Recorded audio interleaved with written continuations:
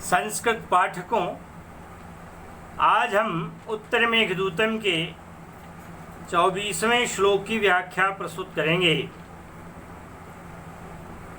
लगभग महीने भर हो रहे हैं। संस्कृत मंडलीकम नाम का एक चैनल हमारे ही प्रिय शिष्य अनुज कुमार द्विवेदी के द्वारा बनाया गया था और विभिन्न प्रतियोगियों के द्वारा ये बार बार समीहा व्यक्त की गई थी कि ऑनलाइन क्लासेस में पढ़ाने का यत्न करूं, यद्यपि समय के अभाव के कारण ऐसा पहले नहीं संभव हो सका था, किंतु विद्यार्थी जन हिताय निःशुल्क रूप में YouTube चैनल पर इसलिए भी आने का इधर मन बना क्योंकि इस समय कोरोना काल चल रहा है और उसका ऐसा विचित्र संक्रमण है जो सारे संसार को आक्रांत किए हुए है। इस दौर में आना आवश्यक भी हो गया और मन में पूर्व से निलीयमान इच्छा को भी गति प्राप्त हुई। अतएव पिछले महीने भर से मैं प्रयास कर रहा हूँ कि प्रतिदिन कम से कम एक वीडियो इस चैनल के माध्यम से संप्रेषित किया जा सके। कभी कभी दो भी गए हैं। 43-44 वीडियोज अब तक आप लोगों के समक्ष प्रस्तुत किए जा चुके हैं और 550 से ज़्यादा सब्सक्राइबर्स हो चुके हैं और विभिन्न वीडियोज के अलग अलग उसके व्यूज हो चुके हैं। इस सारस्वत कार्य में सबसे ज़्यादा सहायता करने वालों में मेरा एक प्रिय शिष्य पवन मिश्र है, वह रहा है। उसने बहुत सारे लोगों तक ये सूचना पहुंचाई और अपने विशिष्ट साथी श्री कृष्ण मुरारी त्रिपाठी और श्री धीरेन्द्र तिवारी को साथ लेकर के एक टीम के साथ उसने काम किया और मैं समझता हूँ कि सैकड़ों से ज़्यादा सब्सक्राइबर्स एक ही दिन में उसने बनाए, लोगों तक ये बात पहुँचाई, संदेश पहुँचाया। मेरे प्रिय शिष्य मिथिलेश कुमार और अरुण चौबे ने भी इस कार्य में अमूल्य योगदान दिया। इन लोगों ने मिल करके वीडियोज को भेजने के लिए आवश्यक सामग्रियों का संचयन किया, कराया और बराबर प्रयास कर रहे हैं कि इसकी संख्या 1000 से ज़्यादा हो जाए, क्योंकि पहले मैंने कभी किया नहीं, अभी नया नया काम शुरू हुआ और वह भी शिष्यों के ही कहने पर। तो इसलिए अब ये धीरे धीरे यदि गतिमान हो जाए तो फिर नए लोगों की बड़ी इच्छा है कि मैं लाइव पढ़ाऊं। तो इसलिए YouTube पर लाइव रूप में आना, समझाना, बताना ये कुछ बाध्यताओं के साथ ही संभव होता है और वे बाध्यताएं हैं कि 4000 घंटे, 1000 से ज़्यादा सब्सक्राइबर्स, ये बंधन पहले समाप्त हों तब जा कर के मैं सीधी कक्षाओं को ले सकूं। मैं सभी दृष्टा बंधुओं से अनुरोध करता हूं कि यदि वे चाहते हैं कि मैं संस्कृत व्याकरण, साहित्य, दर्शन और वेद उन्हें लाइव पढ़ाऊं तो और अधिक मदद की आवश्यकता है। वे इसे अधिकाधिक शेयर करें, अपने करीबियों तक पहुंचाएं, संस्कृत जिज्ञासुओं तक इस बात का प्रसार करें ताकि त्वरा के साथ, शीघ्रता के साथ इसके सब्सक्राइबर्स की संख्या हजारों में पहुंच सके और इसके व्यूज नियत संख्या को अतिक्रांत कर जाएं।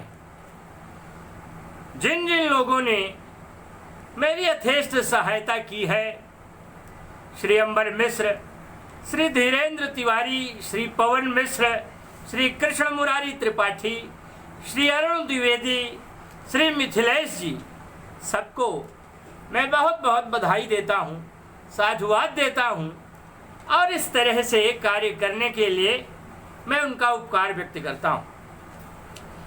जो 24वें नंबर का श्लोक है उत्तर मेघदूतम में, वह आपके समक्ष उपस्थित है।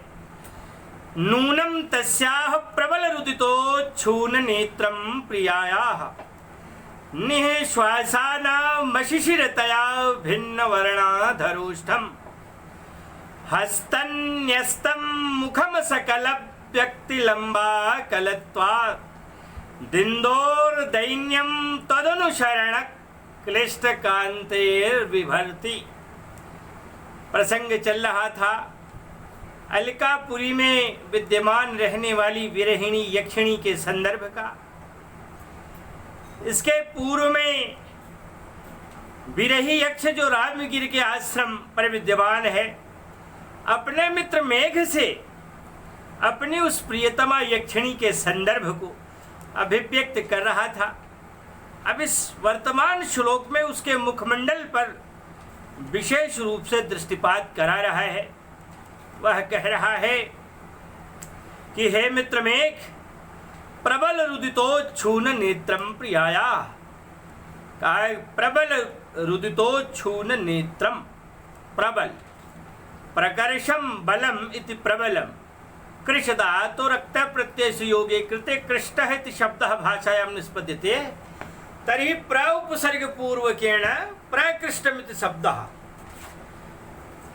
तो प्र उपसर्ग है और बल शब्द है, तो प्रकृष्टम बलम इति प्रबलम, प्रबलता पूर्वक प्रकृष्ट बल के साथ, माने ज्यादा मात्रा में क्या करने से, रुदित, रुद धातु रक्त प्रत्यय से योगी कृते रुदित, माने रोने से, उच्छून नेत्रम, श्वी धातु है, वैसे मूल धातु सानुबंध टुओश्मी है, टुओश्मी धातु है, सक्त प्रत्यय लगा है और तकार के जगह नकार हो गया है और यहाँ ऊठ का आदेश भी हुआ है, अतएव उच्छून बना हुआ है, उद उपसर्ग लगा है उसके पहले, तो उच्छून बना हुआ है। उच्छून माने फूलना, सूजना। ज़्यादा रोने से एक तो आंखें लाल पड़ जाती हैं, तो लालिमा पहले आती है, लेकिन अगर रोना कहीं और देर तक ठहरा रहा तो फिर सूजन का भी रूप ले लेता है। तो इसलिए उच्छून माने फूले हुए, सूजे हुए। नेत्रम, नेत्रम माने जहाँ ले जाया जाए, नी धातु का प्रयोग है, तो ले जाने में हालांकि 11 इंद्रियां हैं, माने मन जिस इंद्रिय के साथ लग जाता है वह उस वस्तु तक उसे पहुंचा देता है। श्रोत्रम त्वक चक्षुषी जिह्वा नासिका चैव पंचमी पायु पास्थम हस्तपादम वाक् चैव दशमी स्मृता एकादशम मनोज्ञेयम स्वगुणेनो भयात्मकम यस्मिन् जिते जितावेतो भवतः पंचको गणौ। तो ये जो 11 इंद्रियां हैं, माने 5 कर्मेंद्रियां, 5 ज्ञानेंद्रियां, इन 10 के साथ मन लगता है, तो इसलिए वस्तु का बोध होता है उससे। किंतु जो ये नेत्र है ये सर्वातिशायी है, इसलिए कि अब आजकल आदमी सीधा कह देता है कि यह दृश्यम तत्सत, जो देखा गया है, देखा जाता है, बस वही सत्य है। इसके अलावा यद अदृश्यम तन मिथ्या, जो अदृश्य है, जिसे देखा नहीं जा सकता, वह मिथ्या है। देखने के लिए 2 आंखें हैं, इन्हीं से जो दिखाई पड़ता है वही यथार्थ मान लिया जाता है। जबकि तीसरा नेत्र है जिससे कोरोना आदि देखे जाते हैं, वही तीसरा नेत्र आजकल सूक्ष्मदर्शी बन गया है, वो आया और घुस जा रहा है, हमें पता नहीं। तो इसलिए अगर यह दृश्यम तत्सत ही सही है तो फिर कोरोना का पता कैसे चलेगा? और जो हमने सूक्ष्मदर्शी बनाई है वो हमारा ही उत्पाद है, तो हमारी सीमा भी नियत है, क्योंकि हम 1000 साल नहीं जी पाते, जल्दी मर जाते हैं। तो इसलिए हमारे ऊपर की भी जो सत्ता है, उसने जो चीज़ बनाई है वह निश्चित रूप से हमारे बनाए जाने के सापेक्ष अधिक महत्वपूर्ण और उत्कृष्ट ही होगी। तो इस आधार पर जो हमारा तृतीय नेत्र अध्यात्म नेत्र माना जाता है, बना हुआ है, ऐसा सुना जाता है, कहा जाता है, शास्त्र में वर्णित है, उसे निश्चित रूप से स्वीकार भी किया जाना चाहिए, क्योंकि हम वहीं तक देख सकते हैं जहाँ तक हमारी सीमा है, और जो तृतीय नेत्र है वह निस्सीम है। तो इसलिए हमें उस पर भरोसा करना चाहिए। तो यहाँ नी माने ले जाना, इस अर्थ की में से बना हुआ, अर्थात हमें दिखाई पड़ने तक अधिष्ठित करने वाला नेत्र शब्द है, जो मुख्य रूप से आँखों का वाचक है। तो प्रबल रुदितोच्छून नेत्रम, जब बहुत ज़्यादा रोदन किया जाता है तो नेत्र सूज जाते हैं। तो फूले हुए नेत्रों वाला, नेत्र कहाँ रहते हैं? मुखमंडल पर रहते हैं। तो इसलिए ये मुखमंडल जिस पर विद्यमान तमाम वस्तुएं रहती हैं, वस्तु तथ्य रहते हैं, माने नासिका भी है, उसी के बगल में कान भी है, मुखमंडल में दांत आदि भी हैं, ठोड़ी भी है, ललाट भी है, कपोल भी हैं। तो इसलिए विभिन्न प्रकार के वस्तु तथ्य उसमें अवलोकित होते हैं, किंतु उन सब में आँखों की एक बड़ी भूमिका होती है। कहत नटत रिझत खिझत मिलत खिलत लजियात, भरे भवन में करत हैं नैन ही सौ बात। एक नैन ही है, एक नेत्र ही ऐसे हैं, सारी प्रणय वार्ता करने कराने में पर्याप्त भूमिका अदा करते हैं, अत्यंत महत्वपूर्ण भूमिका अदा करते हैं। इसलिए निश्चित रूप से ये अत्यंत महत्वपूर्ण होते हैं। और इन्हीं नेत्रों पर भोजराज ने कालिदास से कहा कि कमले कमलोत्पत्ति ही श्रूयते न चिदृश्यते। का भाई मित्र कालिदास, कमल पर कमल की उत्पत्ति न तो देखी जाती है और न सुनी जाती है। कालिदास ने कहा कि आपने गलत कहा। सुन लीजिए आगे, का बाले तो मुखाम मोहजे दृष्टमिंदी बरद्वयम है बाले है रमणी। तुम्हारे इस लाल मुखमंडल पर 2 नील कमल उत्पन्न हुए हैं। तो पूरा मुखमंडल लाल है और जो दोनों आँखें हैं नीली नीली काली काली, ये नील कमल हैं। तो इसलिए कमल पर कमल पैदा भी होता है और सुना भी जाता है। तो इसलिए उदाहरण पेश कर दिया, प्रस्तुत कर दिया। तो प्रबल रुदितोच्छून नेत्रम का अत्यधिक रोने के कारण सूजे हुए नेत्रों वाला। अब आगे कहेंगे कि प्रियाया मुखम, प्रियतमा यक्षिणी का जो मुखमंडल है वह ऐसा है कि वहाँ आँखें सूज आई हैं क्योंकि रोई है। अब जैसा ही अब कर रहा है वैसा कल्पना भी कर रहा है। 8 महीने हो गया लेकिन आज भी उसे सूजन, रोना, ये सब मानो उसके मनस में व्याप्त है, क्योंकि जिस समय वहाँ विषप्त होकर चला होगा तो उस समय प्रियतमा की बिगड़ी हालत को देखा होगा। तो इसलिए बार बार उसे वही याद आती है। और दूसरी बात, सात्विकता जितनी प्रबल होगी उतनी ही सूक्ष्म बुद्धि होगी, और फिर उसे सूक्ष्मता का उतना ही अधिक पग पग पर भान भी होता रहता है। इसलिए प्रबल रुदितोच्छून नेत्रम, अत्यधिक रोने के कारण सूजे हुए नेत्रों वाला। निःश्वासानाम अशिशिरतया, निःश्वासानाम माने जो निःश्वास हैं जो अंदर से निकलते हैं, अंदर से निकलने वाली हवा हमेशा गर्म होती है, इसलिए कि अंदर एक आग है। 3 प्रकार की अग्नियां संसार में कही जाती हैं। त्रयोग्नयो माने 3 अग्नियां, एक तो जो लोक में दिखाई पड़ती है जिसे दवाग्नि कहते हैं। दव माने जंगल, और दवा नाम अग्नि ही थी, दवाग्नि ही या दवस्य अग्नि ही थी दवाग्नि ही। कुछ लोग दव में अण प्रत्यय लगाकर दाव बनाते हैं, तो वहाँ दाव और अग्नि में समास नहीं होगा, तो इसलिए दावाग्नि है, दोनों अलग अलग शब्द हैं, तो इसलिए वहाँ संधि करके दावाग्नि बना लेते हैं। किंतु यहाँ दवाग्नि में षष्ठी तत्पुरुष समास बनता है, तो इसलिए एक तो जंगली आग है, दूसरी पानी वाली आग है जो रगड़ करके जिसे बिजली बना लेते हैं, और छू लिया तो सेकंड भर में मौत हो जाती है, तो इसलिए इसे बड़वाग्नि कहते हैं। बड़वा माने घोड़ी, तो इसलिए घोड़ी के मुंह में डाल दिया था आग ब्रह्मा ने, जो और ऋषि ने मंथन करके उत्पन्न किया था, उसी आग को उन्होंने घोड़ी के मुंह में डाल करके पाताल में माने समुद्र के बिल्कुल नीचे ले जा करके दबा दिया था। वही कभी कभार थोड़ा सा मुंह खोल देती है, तो कभी तमाम प्रकार के चक्रवात सुनामी आदि आ जाते हैं। आजकल एक चक्रवात इधर अम्पन चला हुआ है इधर 4-6 दिनों से, तो इसलिए ये जो निःश्वास हैं ये अंदर शरीर के रहते हैं। वहाँ एक अग्नि है जिसे जठराग्नि कहते हैं। जठर माने पेट, तो आमाशय, पक्वाशय, छोटी आंत, बड़ी आंत, ये चारों से एसिड गिरते हैं और उन्हीं से सारे भोजन का पाचन हुआ करता है, तो इसलिए ये नेचुरल एसिड हैं और इनमें आग भरी होती है, तो उसी से सारा भोजन पच कर बाहर निकलता है। और ये खैर पाचन तो जीभ से ही शुरू हो जाता है, इसलिए पूरे शरीर के अंदर गर्मी भरी हुई है। इसीलिए कहा जाता है कि गर्म पानी पीजिए। आजकल कोरोना के कहर में गर्म पानी स्टेमिना बढ़ाने के लिए भी बताया जाता है, और इसलिए कि जठराग्नि जितनी गर्म है उतने गर्म आपको चाहिए, नहीं कि बहुत बलकता हुआ पानी पी लीजिए तो नुकसान हो जाए, तो इसलिए उतना ही पीजिए जितना कि अंदर का टेम्परेचर है। क्योंकि बहुत कोल्ड पिएंगे तो पहले वो किडनी को डिस्पैच करने के पहले उस ठंडे पानी को गर्म करना पड़ता है। ये गर्म करने के लिए किडनी के पहले वाले यंत्र एक्शन करते हैं, तो वहाँ की जो नेचुरल अग्नि है वह धीरे धीरे उसे हीट करती है, तो उतने टेम्परेचर तक पहुँचाकर तब ले जाकर किडनी को डिस्पैच करती है।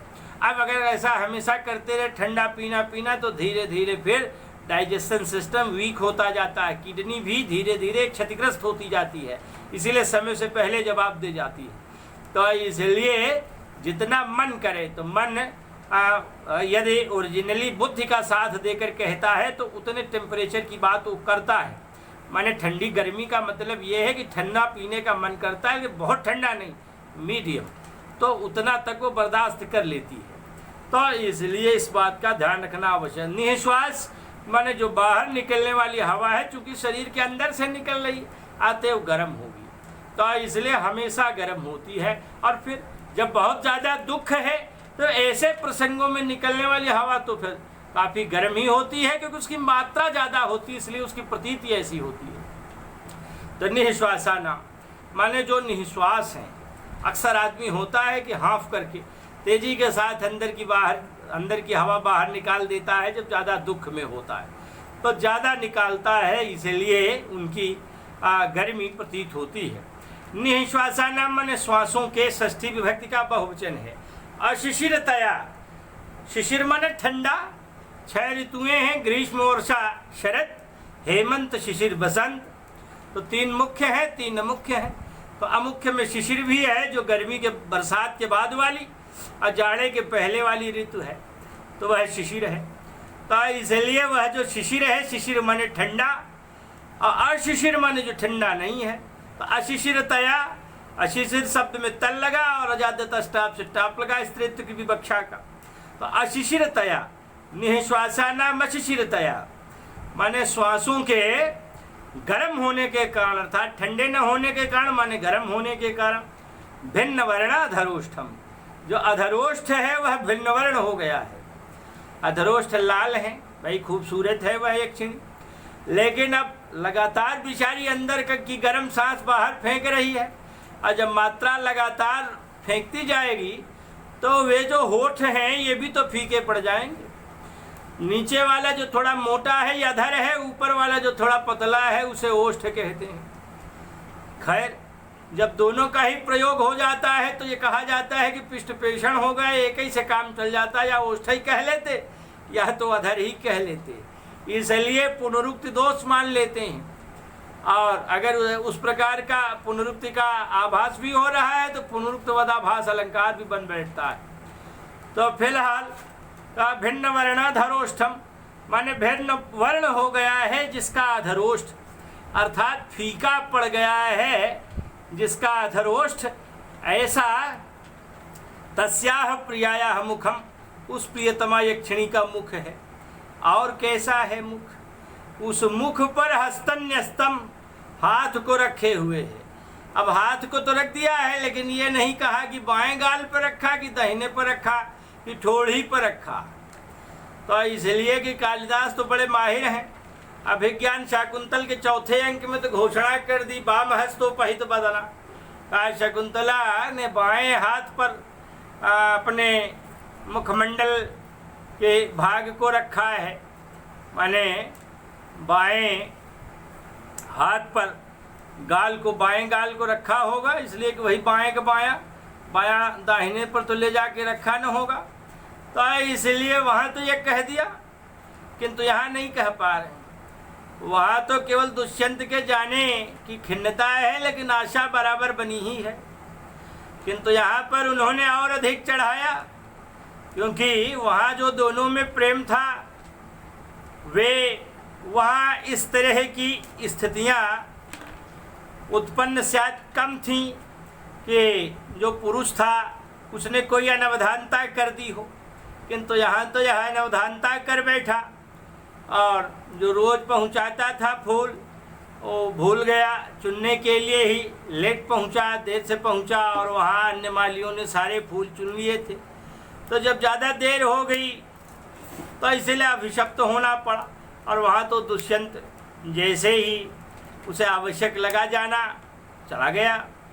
तो इसलिए चूँकि यहाँ यक्ष ही इस बात को कह रहा है, इसलिए यक्षिणी के हिसाब से जरूरी नहीं है कि कह रहा है, क्योंकि यहाँ उसका अपना हिसाब किताब चल रहा है।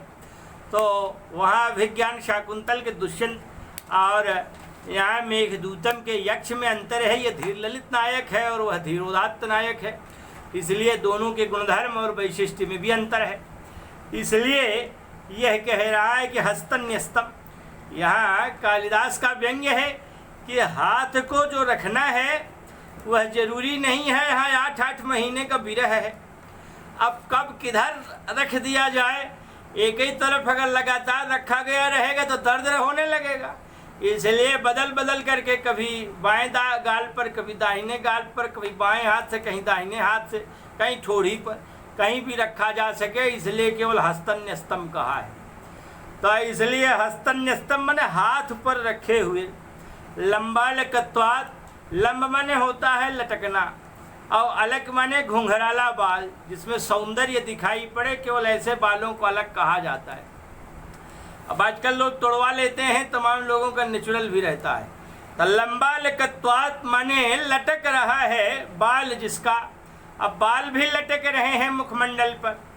और अब चूंकि बाल लटक रहे हैं और ज़्यादातर वो खुले हुए स्वरूप में ही है, क्योंकि एक तो केवल इकहरी चोटी भर ही है और फिर कब की बंधी है, 8-8 महीने की बात हो गई, इसलिए वो फैलकर मुखमंडल पर भी आ रही है, वे बाल आ रहे हैं, इसलिए उसका मुखमंडल पूरा पूरा नहीं दिख पा रहा है। कह रहे हैं असकल व्यक्ति, सकल माने संपूर्णता, यहाँ पर नहीं के अर्थ में है। तो असकल व्यक्ति माने पूर्ण रूप से व्यक्त न हो पाने वाला। अंज धातु है, विउपसर्ग है, एक्तिन प्रत्यय है। अब लोग कहते तो हैं कि स्त्रियाम अक्तिन से ती प्रत्यय लग करके बनने वाला शब्द नित्य रूप से स्त्रीलिंग में ही होता है, लेकिन यहाँ व्यक्ति शब्द के साथ समास बना हुआ है और अब वह अपने स्त्रीलिंग में से हट करके नपुंसक लिंग में बन गया है। तो इसलिए कि यह मुखम का विशेषण बन बैठा है। तो इसलिए असकल व्यक्ति यहाँ बारी बारिणी बारीण की तरह रूप व्यक्ति व्यक्तिनी व्यक्तिन चलने लगेगा। और इसी तरह से जब किसी पुरुष का वाची होकर विशेषण बन जाएगा तो व्यक्ति ही व्यक्ति व्यक्त है हरि ही की तरह रूप चलने लगेगा। ध्यान रखिएगा इन बातों का। तो इसलिए असकल व्यक्ति संपूर्णता के साथ व्यक्त न हो पाने वाला। तस्याह प्रियायाह, उस प्रियतमा यक्षिणी का मुखम माने मुख। अब ये मुख है जो इन इन विशेषणों वाला है, इतनी विशेषताओं से भरा पूरा है भाई कि एक तो बहुत रोने से नेत्र जहाँ सूज गए हैं, श्वास ज़्यादा गर्म लेने से होठ फीके पड़ गए हैं, हस्तन न्यस्तम और हाथ पर जो रखा गया मुख है, तथा लंबा लकत्वात असकल व्यक्ति माने लंबे लटके हुए बालों के कारण जिसका मुख साफ नहीं दिखाई पड़ रहा है, ऐसा। तस्याह प्रियायाह, तस्याह तद शब्द है और षष्ठी विभक्ति एक वचन में तस्याह प्रियायाह, प्रियतमा का मुखम माने मुख।